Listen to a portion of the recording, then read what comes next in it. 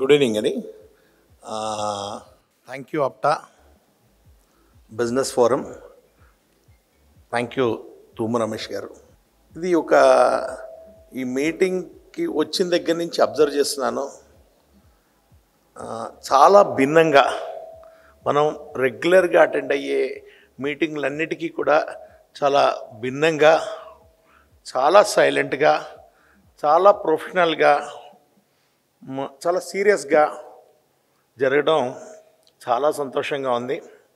ఇందాక panel discussion చూస్తున్నంతసేపు కూడా there is a big hope for our society. అంటే అందరిలాగా మనం ఉండమా, మన ఎంత ఫోకస్డ్గా బిజినెస్ చేయగలమా అనేటువంటి డౌట్ గతంలో ఉన్నప్పటికీ కూడా ఇప్పుడు జరుగుతున్న సెషన్స్ కానీ, ఇప్పుడు జరుగుతున్న మీటింగ్స్ కానీ, ఈ ఫోకస్ అంతా చూస్తుంటే డెఫినెట్గా మంచి బిజినెస్ మెన్ని ఇవ్వగలిగిన సొసైటీ అవ్వబోతుంది మంది. అది గట్టి హోప్ వస్తుంది. ఎందుకంటే చాలామంది బిజినెస్లు చేస్తారు, కానీ హానెస్టీగా బిజినెస్ చేసే సొసైటీ ఏదైనా ఉంటే అది మనదే.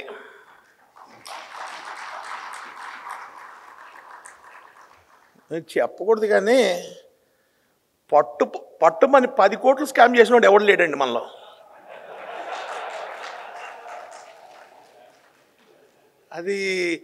అది అమాయకత్వం అర్థం కాదు, తెలివి లేకపోవడం అర్థం కాదు. ఏమండి ఒక్క చెప్పండి సార్, మీరు నేను చెప్పనా 25 మంది పేర్లు అవతల బాగోదు. ఏమండి అంటే ఈ కెమెరాలు పెట్టారు కదా, లేకపోతే చాలా చెప్పేవాడిని. ఏమండి ఇది పెట్టారు, మళ్ళీ లైవ్లో ఇచ్చేస్తున్నారు, మధ్యలో కట్ చేయకూడదు అనడానికి కూడా లేదు. సో పట్టుమని ఇదిగోండి 10 కోట్లు ఇటు తినేసాడని ఎవడన్నా చూపించండి, ఒక్కడున్నాడండి. సో నిజాయితీ కలిగినటువంటి సొసైటీలో ఉన్నందుకు మనందరం కూడా గర్వపడాలి. ఈరోజు కాకపోతే రేపన్నా కూడా లాంగ్ స్టాండింగ్లో ఈ హానెస్టీ అనేది మనకి డెఫినెట్గా నిలబడుతుంది. బిజినెస్ అంటేనే హానెస్టీ. మనకి సక్సెస్ అనేది సాధించాలి అంటే తప్పనిసరిగా మనం హానెస్టీగా ఉండి తీరాల్సిందే. ఎవరో ఎక్కడో 1% 2% సక్సెస్ అయ్యారని చెప్పేసి ఆ మార్గాలను ఎక్కడా పట్టుకోకుండా ఉండండి. ఓకే, మేము ఈ బిజినెస్లోకి వచ్చేటప్పుడు, మొట్టమొదట ఈ మిఠాయి రంగంలోకి వచ్చేటప్పుడు మిఠాయిలు ఏం రకాలు ఉంటాయని మేము అబ్జర్వ్ చేసాం. ఒక ఆయనేమో శుచిగల మిఠాయిలు అని బోర్డు పెట్టుకున్నాడు, ఇంకొక ఆయనేమో రుచిగల మిఠాయిలు అని బోర్డు పెట్టుకున్నాడు. శుచి అయిపోయింది, రుచి అయిపోయింది, ఏం కావాలన్నా జనాలకు అనుకున్నాం. సో అప్పుడు కొత్త కాన్సెప్ట్ నిజాయితీ గల మిఠాయిలు అనే పదంతో మేము ప్రజల్లోకి రావడం జరిగింది. నిజాయితీ గల మిఠాయిలు అని ఎందుకు అంటున్నామంటే, మిఠాయిలు అనేక రకాలు ఉంటాయి, ఫుడ్ అన్ని రకాలు ఉంటాయి. స్వీట్స్ విత్ హానెస్టీ అనేది జస్ట్ అంటే ఎటువంటి అడల్ట్రేషన్ లేకుండా స్వచ్ఛమైన మిఠాయిలు ఇవ్వాలి. తినే మిఠాయిలు చిన్నపిల్లలు తింటారు, పెద్దవాళ్ళు తింటారు, మంచివాళ్ళు తింటారు, చెడ్డవాళ్ళు తింటారు, ఎవరికైనా కూడా ఒకటే ఉండాలి అనే ఉద్దేశంతో మేము ఈ మిఠాయి రంగంలోకి వచ్చాం. ఈ మిఠాయి రంగంలోకి రాకముందు నేను శ్రీరామ్ గ్రూప్లో పనిచేశాను, 13 years పనిచేశాను. ఆ తర్వాత ఈ బిజినెస్లోకి రావడం జరిగింది. ఈ బిజినెస్లోకి వచ్చిన దగ్గర నుంచి కూడా ఒక 80 square feetలో మేము షాపు మొదలుపెట్టినప్పుడు వచ్చినోడల్లా ఫస్ట్ క్వశ్చన్ ఏంటంటే, మేము షాప్ పెట్టిన కొత్తలో ఏమడుగుతారు చెప్పండి, మీరు గెస్ చేయండి. వచ్చే కస్టమర్లు ఏమడుగుతారు చెప్పండి. ఆలివ్ ఎందుకు పెట్టారు? పేరంటే ఇట్స్ ఎవర్ గ్రీన్ ట్రీ అండి, అందుకని పెట్టాను. And holy name from Bible also. Okay, అది కూడా అలాగే ఔషధ ప్రయోజనాలు 100కి పైగా ఔషధ ప్రయోజనాలు ఉన్న చెట్టు. ఇంకోటి ఏంటంటే it's a ever green tree, ఎప్పుడు కూడా కలర్ మారదు. సో నన్ను అడిగిన వాళ్ళు బిజినెస్ పెట్టి కుట్లో కూర్చునేవాడిని. ఫస్ట్ క్వశ్చన్ ఏంటి, అబ్బాయి ఏ ఊరు మీది, ఏ ఊరు మీది? ఫస్ట్ క్వశ్చన్ ఎందుకు అడిగారు అనుకున్నారు? రెండో క్వశ్చను, మీరు రాజులా? వాడికి ఏం కావాలి, వాడికి కావాల్సింది ఏంటో మనకు అర్థమైపోయింది. మూడో క్వశ్చను, మీ ఇంటి పేరు ఏంటి? అంటే ఫస్ట్ క్వశ్చన్ అడగగానే నాకు అర్థమైపోయేది వీళ్ళు నిమ్మలంగా మనమేంటో తెలుసుకోవడానికి ట్రాప్ చేస్తున్నారని. నాకు తెలవక మామూలుగా ఫస్ట్లో ఎవరు వచ్చినా మీది ఏ ఊరంటే బందరా అన్నాను. బందరావుగానే అనగానే రెండో రోజు మూడో రోజు కనిపించేవాడు కదా ఆడు. ఇదేంట్రా బాబు ఇట్లా అనుకున్నా. సరే ఇది అయిపోయిన తర్వాత అంటే 90% ఒక గెస్సింగ్కి వచ్చేసేవాడు. బట్ ఈ ప్రాక్టీస్ అంతా కూడా ఎందుకు చెప్తున్నానంటే, మనం ఒక బిజినెస్లోకి వెళ్తున్నామంటే మనల్ని అబ్జర్వ్ చేసేవాళ్ళు చాలామంది ఉంటారు, మనల్ని ఎవరు వీళ్ళు అని చూసేవాళ్ళు ఉంటారు, మనం హెల్ప్ చేయాలా హెల్ప్ చేయకూడదు అని చేసేవాళ్ళు ఉంటారు. ఇవన్నీ కూడా మనం చాలా జాగ్రత్తగా దృష్టిలో పెట్టుకోవాలి. ఆ మరుసటి రోజు నుంచి చెప్పడం మానేశాను. ఏ ఊరంటే మీది నెల్లూరు ఏదో చెప్పేవాడిని. ఆ తర్వాత ఈ లోపల ఉద్యమం వచ్చింది. ఉద్యమం వచ్చిన తర్వాత మళ్ళీ ఏ ఊరంటే ఏ గొడవ వద్దు అని మీది ఏ ఊరంటే మెడ్రాస్ అని చెప్పడం మొదలెట్టా. ఏంటంటే అక్కడ ఎందుకు చెప్తున్నానంటే ఇవన్నీ కూడా బిజినెస్లో మనకి ఎదురొస్తూనే ఉంటాయి. వాటిల్ని అధిగమించాలి అంటే తప్పనిసరిగా అందరికీ ఆమోదయోగ్యమైనటువంటి ప్రణాళికల ద్వారా మనం మార్కెట్లో వెళ్ళాలి తప్పితే ఏదో ఒక కాన్సెప్ట్ పెట్టుకొని వెళ్ళినంత మాత్రం మనం ఏమీ సక్సెస్ కాం. దాంతోపాటు ఇవన్నీ ఇప్పుడు యూత్ని చూస్తుంటే చాలా చాలా జెలస్గా ఉందండి నాకు. మేము బిజినెస్ గురించి తెలుసుకోవాలనుకున్నప్పుడు వేరే సబ్జెక్ట్ చెప్పేవాళ్ళు ఎవరు ఉండేవాళ్ళు కాదు. చాలా కష్టపడి ఇవన్నీ కూడా నేర్చుకునేవాళ్ళం. ఇప్పుడే ఉంది, గూగుల్లో కొడితే మొత్తం సప్లయర్స్ వచ్చేస్తున్నారు, అన్నీ వచ్చేస్తున్నాయి. ఈ రోజున జనరేషన్కి లైఫ్ అనేది మోర్ ఈజీ అయిపోయింది.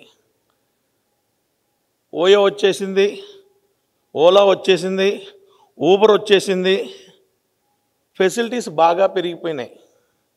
మా కాలంలో ఓయో లేదు, ఓలా లేదు, ఊబర్ లేదు. ఎంత కష్టపడి బతుకుంటామో ఆలోచించండి. ఇప్పుడు జనరేషన్ అర్థం చేసుకోవాల్సింది ఏంటంటే చాలా చాలా ఈజీ అయింది కాబట్టి బిజినెస్ చేయడం కూడా అంతే ఈజీ అయిపోయింది. ఎందుకు చెప్తున్నానంటే ఒకప్పుడు చాలా కష్టపడి ప్రతి ఎక్స్పీరియన్స్ని కూడా పొందగలిగిన తర్వాతే వాళ్ళు బిజినెస్ చేయగలిగేవాళ్ళు. ఇప్పుడు రెడీమేడ్గా మీకు నాలెడ్జ్ అనేది దొరుకుతుంది, ఈజీగా బిజినెస్ స్టార్ట్ చేయగలుగుతున్నారు. బిజినెస్ స్టార్ట్ చేసినప్పుడు నా అడ్వైజ్ ఏంటంటే పార్ట్నర్షిప్లకి వెళ్ళమాకండి. 90% పార్ట్నర్షిప్లు ఫెయిల్యూర్డ్ స్టోరీసే. అలాగే మీరు బిజినెస్ స్టార్ట్ చేసేటప్పుడు అది క్యాష్ బిజినెస్సా క్రెడిట్ బిజినెస్సా అనేది ఆలోచించి చేయండి. క్యాష్ బిజినెస్లు అంటే అప్పటికప్పుడు అమ్మితే డబ్బులు వచ్చే వాటిని క్యాష్ బిజినెస్ అంటాం.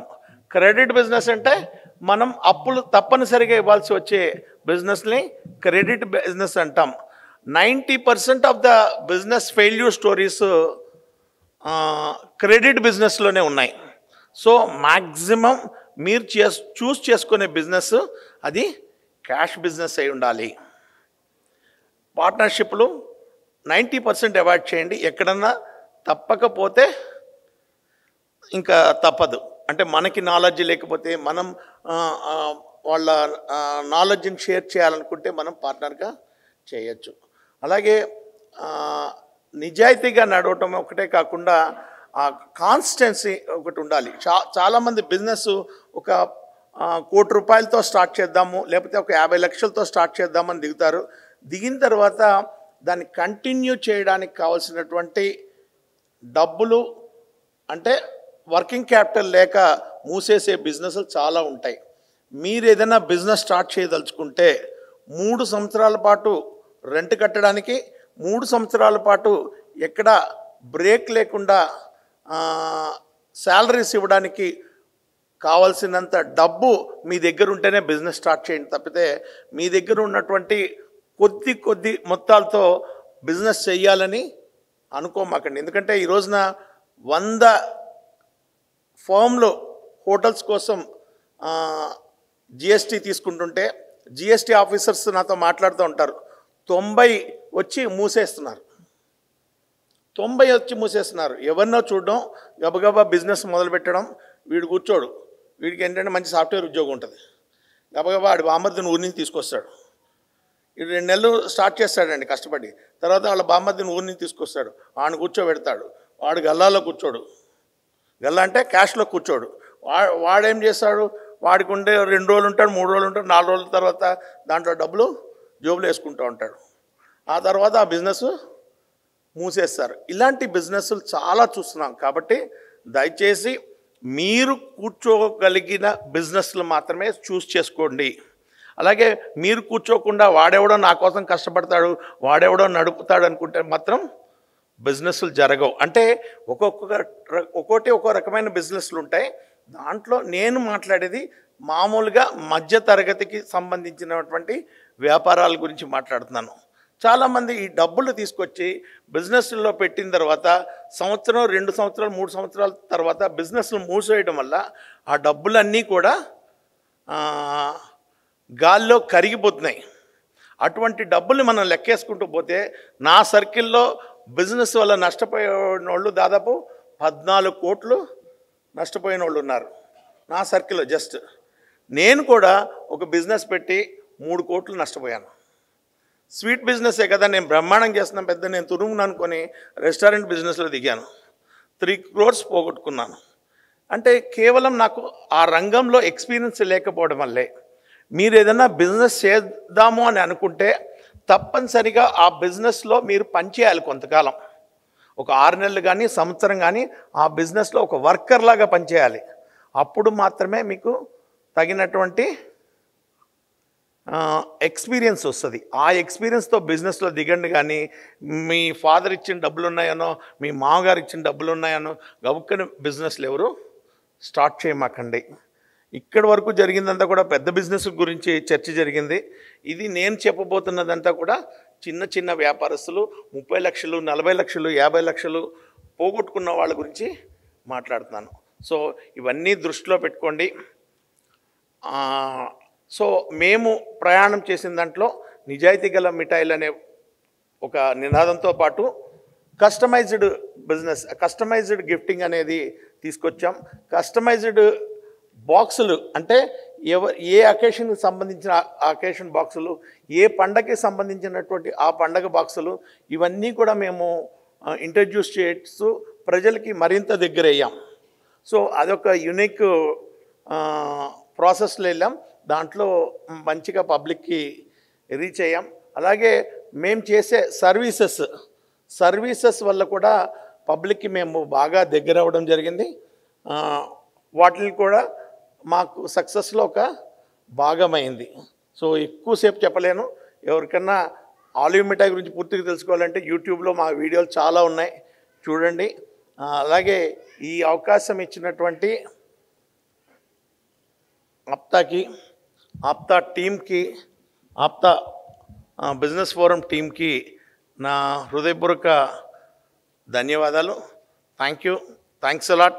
ఈ రోజున మీ అందరి ముందు నిలబడి నా ఆలోచనలు పంచుకునే అవకాశం కల్పించినందుకు ఆప్తాకి మరియు ఓపికగా విన్న మీ అందరికీ కూడా నా ధన్యవాదాలు.